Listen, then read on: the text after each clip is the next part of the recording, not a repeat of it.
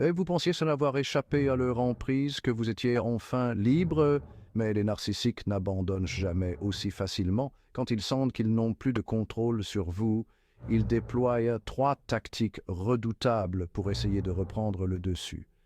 Restez bien jusqu'à la fin, car vous verrez jusqu'où ils peuvent aller pour vous piéger à nouveau. D'ailleurs, si vous êtes nouveau ici, pensez à vous abonner pour découvrir plus de vidéos comme celle-ci et pour apprendre à naviguer dans des relations parfois complexes. Imaginez ceci.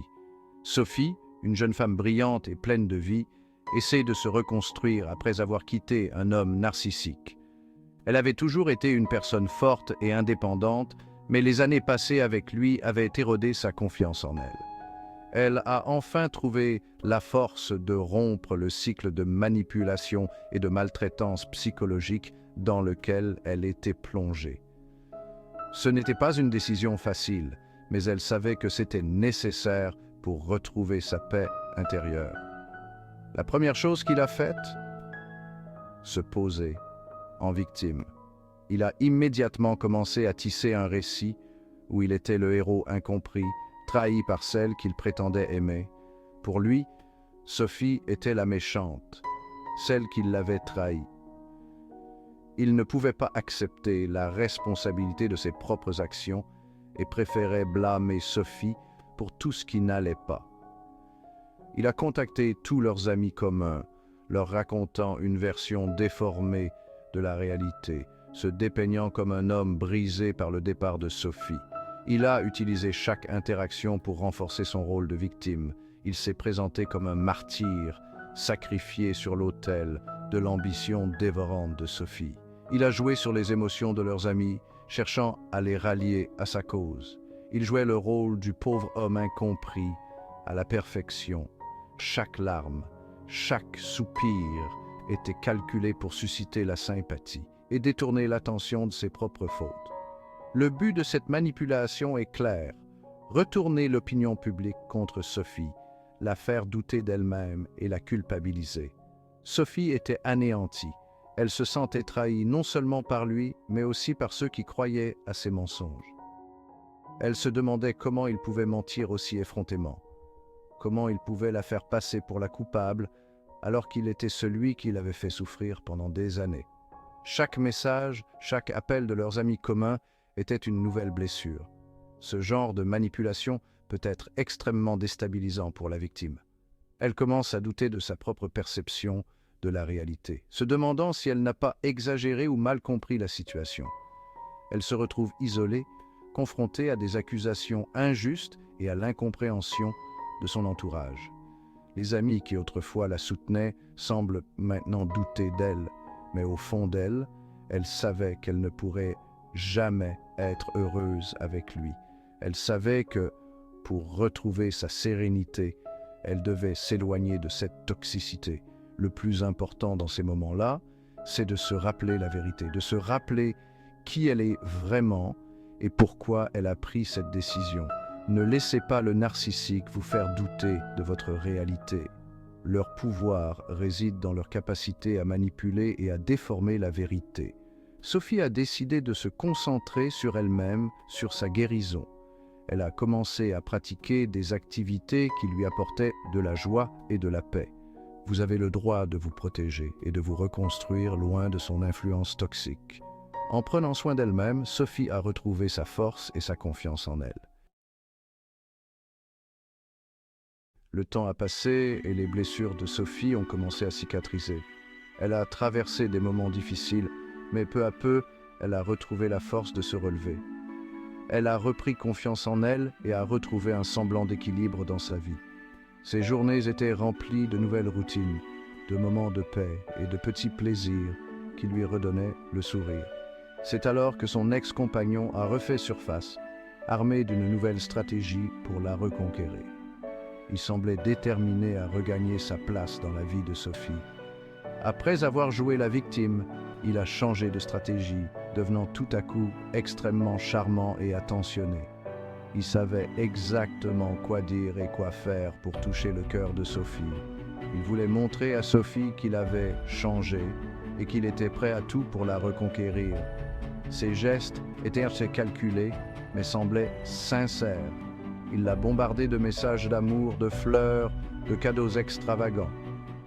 Chaque jour apportait une nouvelle surprise, un nouveau geste d'affection. Il lui a écrit des lettres déchirantes, exprimant ses regrets et lui promettant monts et merveilles. Ces mots étaient soigneusement choisis pour éveiller des émotions profondes chez Sophie. Il semblait sincère, presque désespéré de la reconquérir. Ses yeux reflétaient une détermination et une vulnérabilité qui faisaient douter Sophie. Il lui disait qu'il avait compris ses erreurs, qu'il avait beaucoup réfléchi et qu'il était prêt à faire tous les efforts du monde pour la récupérer. Ses paroles étaient empreintes de passion et de promesses. Sophie, malgré sa méfiance, a commencé à douter. Les souvenirs des bons moments passés ensemble refaisaient en surface, brouillant son jugement. Était-il vraiment possible qu'il ait changé? Était-elle en train de passer à côté d'une seconde chance de vivre une belle histoire d'amour? Ces questions tournaient en boucle dans son esprit. Ce que Sophie ne réalisait pas encore, c'est que cette charmante métamorphose n'était qu'une façade, une nouvelle manipulation pour la ramener dans son emprise. Derrière ce masque de perfection se cachait toujours le même homme. Le narcissique est un maître dans l'art de la séduction, capable de jouer le rôle parfait pour atteindre ses objectifs. Il sait comment manipuler les émotions et les attentes de ses victimes. Le but de cette tactique est de réveiller chez la victime l'espoir d'une relation idéale, la faisant ainsi baisser sa garde et oublier les blessures du passé. C'est une stratégie habile et souvent efficace. Sophie était partagée entre son envie de croire en cette transformation et la peur de souffrir à nouveau. Elle oscillait entre espoir et prudence, ne sachant quelle voie suivre. Face à une telle situation, il est crucial de se rappeler que le changement véritable prend du temps et demande des efforts constants.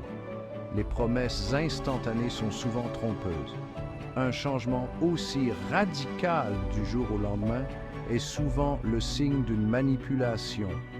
Les véritables transformations sont progressives et nécessitent un engagement sincère. Elle a décidé de prendre du recul, de ne pas se précipiter. Elle savait qu'elle devait protéger son cœur et son bien-être avant tout. Elle a continué à consulter son thérapeute, à parler à ses amis de confiance, à analyser la situation avec lucidité. Chaque conversation l'aidait à voir plus clair et à prendre des décisions éclairées. Ne laissez pas le charme superficiel du narcissique vous aveugler et vous faire oublier qui il est vraiment. La véritable force réside dans la capacité à voir au-delà des apparences et à protéger son propre bonheur. Sophie, forte de son expérience et de son travail sur elle-même, a résisté aux tentatives de manipulation de son ex-compagnon. Elle avait appris à reconnaître les signes de manipulation et à se protéger émotionnellement. Elle a refusé de céder à ses flatteries et a maintenu ses distances. Chaque tentative de rapprochement était méticuleusement ignorée. Chaque mot doux était accueilli par un silence déterminé. C'est alors que le masque de l'homme charmant est tombé, révélant le vrai visage du narcissique. Sa frustration grandissait à mesure que ses tentatives échouaient et son comportement devenait de plus en plus imprévisible. Pour Sophie, cela a pris la forme de menaces, d'intimidation. Les mots doux se sont transformés en paroles venimeuses et les promesses en menaces. Voyant que ses efforts pour la reconquérir étaient vains, il est passé à la vitesse supérieure. Son comportement est devenu plus agressif, plus insistant, cherchant à briser la résistance de Sophie. Il a commencé par des remarques désobligeantes, des critiques acerbes sur sa vie, ses choix, son apparence. Chaque aspect de son existence était passé au crible de ses critiques. Il la rabaissait constamment, critiquant son travail, ses amis, ses vêtements. Rien n'était épargné. Tout était sujet à ses attaques verbales. Puis, les menaces ont commencé. Des menaces voilées au début, puis de plus en plus explicites et effrayantes. Il menaçait de répandre des rumeurs sur elle, de nuire à sa réputation professionnelle, de la harceler sans relâche. Il voulait la voir isolée, sans soutien. Il a même menacé de se faire du mal, la culpabilisant ainsi de son propre malheur. Cette forme de chantage émotionnel était particulièrement difficile à supporter pour Sophie. Il la menaçait de la détruire si elle ne revenait pas avec lui. Ces menaces devenaient de plus en plus violentes et inquiétantes. Le but de cette tactique est de semer la peur et l'insécurité chez la victime, de la faire céder à la pression et de la ramener sous son contrôle. Sophie était terrifiée. Elle vivait dans une angoisse constante, ne sachant pas ce qui pourrait arriver ensuite. Elle ne savait pas jusqu'où il était prêt à aller, de quoi il était capable. Chaque jour apportait son lot de nouvelles inquiétudes. Face à de telles menaces, il est important de ne pas céder à la panique. Garder son calme permet de réfléchir plus clairement et de prendre des décisions rationnelles. Gardez à l'esprit que le narcissique cherche à vous contrôler par la peur. Leur objectif est de vous rendre vulnérable et dépendant de leur volonté. Elle a décidé de ne pas se laisser intimider. Sa détermination à ne pas céder était plus forte que jamais.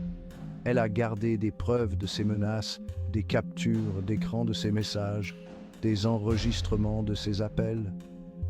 Chaque preuve était une arme contre ses tentatives de manipulation. Elle a contacté un avocat pour se protéger légalement. Les conseils juridiques lui ont donné une nouvelle perspective et des outils pour se défendre. N'hésitez pas à demander de l'aide, que ce soit auprès de vos proches, d'un professionnel de la santé mentale ou des autorités compétentes. Le soutien extérieur est crucial dans ces situations. Elle a également prévenu ses amis et sa famille de ce qui se passait afin qu'ils soient au courant et qu'ils puissent la soutenir. Leur soutien moral était inestimable. Elle a renforcé sa sécurité en changeant ses serrures et en évitant de se retrouver seule dans des endroits isolés.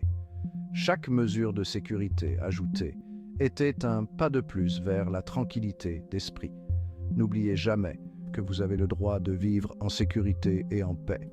La sécurité personnelle est un droit fondamental et il est essentiel de prendre toutes les mesures nécessaires pour la garantir. Sophie a fini par réaliser que peu importe ce qu'elle ferait, il n'allait jamais changer. Elle a appris à poser des limites fermes et à ne pas réagir à ces tentatives de manipulation. Ce qu'on doit retenir ici, c'est que le narcissique déteste perdre le contrôle. S'ils ne peuvent plus vous manipuler, ils essaieront chaque stratagème pour se réaffirmer, mais tout est illusion. Pour continuer à apprendre comment vous protéger de la manipulation, regardez notre prochaine vidéo sur les signes cachés de la manipulation émotionnelle. Et n'oubliez pas de vous abonner pour ne rien manquer. Votre liberté émotionnelle n'a pas de prix. Protégez-la et sachez que vous méritez des relations saines et respectueuses.